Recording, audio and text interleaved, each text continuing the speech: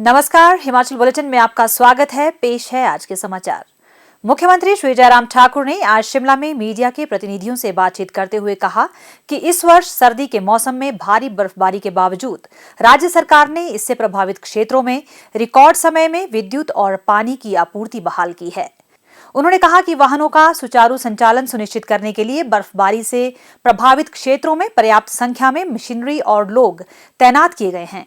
उन्होंने कहा कि पर्यटकों को किसी भी दुर्घटना से बचने के लिए सुबह के समय बर्फीले क्षेत्रों में अपने वाहन सावधानी से चलाने का परामर्श दिया गया है। मुख्यमंत्री ने कहा, बहुत ज़्यादा बर्फबारी के कारण स्पैन भी लंबा रहा और उसके कारण सड़कें अवरुद्ध हुई और कुछ जगह बिजली भी प्रभावित हुई और पेयजल योजनाएं भी। लेकिन मुझे इस बात को लेकर के संतोष है कि कम से कम बिजली रिस्टोर करने की बात जहाँ तक आ रही है, अधिकांश जगह बिजली रिस्टोर कर दी गई है। जहाँ सड़कों की बात भी आ रही है, सड़कें भी 80% से ज़्यादा जो मेन रोड्स हैं वो सारी की सारी जो है वो रिस्टोर कर दी गई है। और इसी तरह से पेयजल योजना है तो इससे भी ज़्यादा रिस्टोर हो चुकी है। अब की बार बर्फ़ ज़्यादा पड़ी है। बर्फ़ ज़्यादा पड़ने के साथ साथ में स्पैन भी बहुत लंबा रहा, उसके कारण थोड़ी कठिनाई ज़रूर हुई है।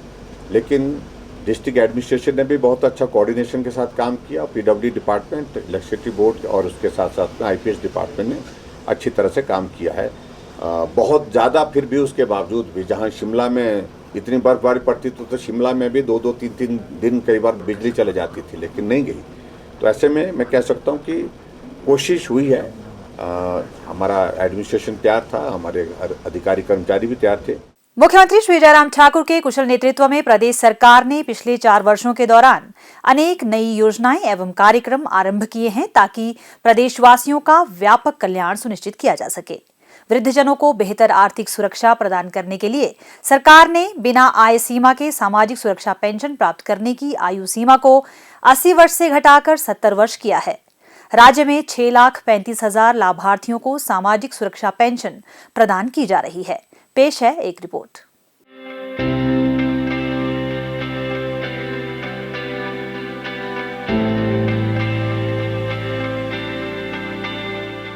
मुख्यमंत्री जयराम ठाकुर इस बात को अच्छी तरह से समझते हैं कि बुजुर्गों के कारण ही हमारा अस्तित्व है, इसलिए वह इनके मान सम्मान का पूरा ख्याल रख रहे हैं।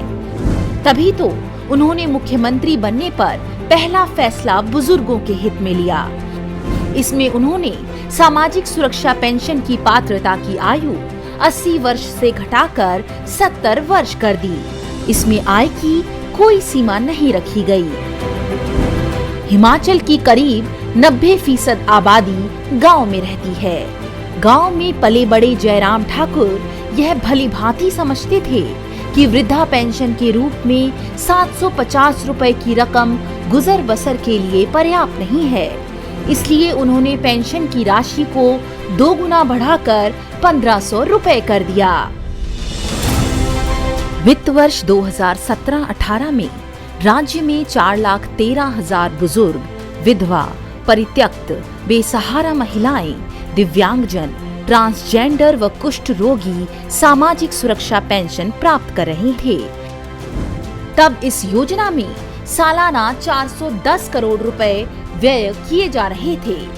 वर्ष 2021-22 में लाभार्थियों की संख्या बढ़कर 6,35,000 हो गई, जिससे सरकार का खर्च बढ़कर 929 करोड़ रुपए हो गया। इस साल इस मद में 1,037.72 करोड़ रुपए का प्रावधान किया गया है। पिछले 4 साल में 2,22,000 नए लोगों को पेंशन मंजूर की गई। वर्ष 2021-22 के बजट में स्वर्ण जयंती नारी संबल योजना पेश की गई थी। इसके तहत 65 से 69 वर्ष की आयु वर्ग की महिलाओं को बिना किसी आय सीमा के सामाजिक सुरक्षा के दायरे में लाने का निर्णय लिया गया था।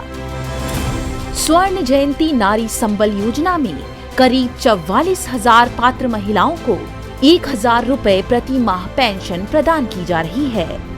इस मद में 55 करोड़ रुपए व्यय किए जा रहे हैं। इस प्रकार समस्त श्रेणियों के लगभग 6,35,000 लोगों को सामाजिक सुरक्षा पेंशन का लाभ प्रदान किया जा रहा है। इस तरह मौजूदा सरकार के कार्यकाल में पेंशन की सुविधा प्राप्त करने वाले लोगों की संख्या में करीब 2,22,000 का इजाफा हुआ है। सामाजिक सुरक्षा के एवज में सरकार का सालाना खर्च बढ़कर 929 करोड़ रुपए तक पहुंच गया है। हिमाचल सरकार, बुजुर्गों का बढ़ा सम्मान। राज्य सरकार ने वर्ष 2022-23 के लिए राज्य बजट तैयार करने की प्रक्रिया आरंभ कर दी है। बजट को और अधिक लोक केंद्रित बनाने के उद्देश्य से इसमें समाज के विभिन्न हितधारकों की सहभागिता तथा विचारों का समावेश आवश्यक है।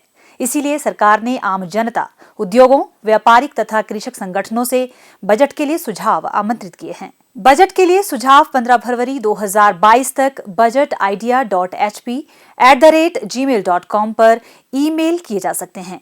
इन्हें पत्र के माध्यम से अतिरिक्त मुख्य सचिव वित्त के कार्यालय को भी भेजा जा सकता है। बजट के लिए सुझाव राजस्व प्राप्ति में वृद्धि, व्यय नियंत्रण तथा अन्य संबद्ध मामलों पर दिए जा सकते हैं। इससे बजट निर्माण में पारदर्शिता, खुलापन, प्रतिक्रियात्मक तथा सहभागी दृष्टिकोण को बढ़ावा मिलेगा। स्वास्थ्य एवं परिवार कल्याण विभाग द्वारा दोपहर 2 बजे जारी बुलेटिन के अनुसार प्रदेश में कोरोना संक्रमण की जांच के लिए आज 423 लोगों के सैंपल लिए गए, जिनमें से 19 लोगों की रिपोर्ट नेगेटिव पाई गई है, जबकि 398 लोगों की रिपोर्ट आना बाकी है। अभी तक 43,48,060 लोगों की जांच की जा चुकी है, जिनमें से 40,71,114 सैंपल की जांच नेगेटिव पाई गई है। प्रदेश में कुल 2,76,544 लोगों में कोरोना वायरस के संक्रमण की पुष्टि हुई है, जिनमें से 2,67,646 लोग इस बीमारी से ठीक हो चुके हैं और 4,848 व्यक्ति उपचाराधीन है। हिमाचल बुलेटिन देखने के लिए सब्सक्राइब करें YouTube channel IPR Himachal, follow करें ट्विटर @DPRHP, लाइक करें Facebook page information and public relations department Himachal Pradesh, visit करें वेबसाइट www.himachalpr.gov.in। इस अंक में इतना ही। कल फिर होगी मुलाकात। दीजिए इजाजत। नमस्कार।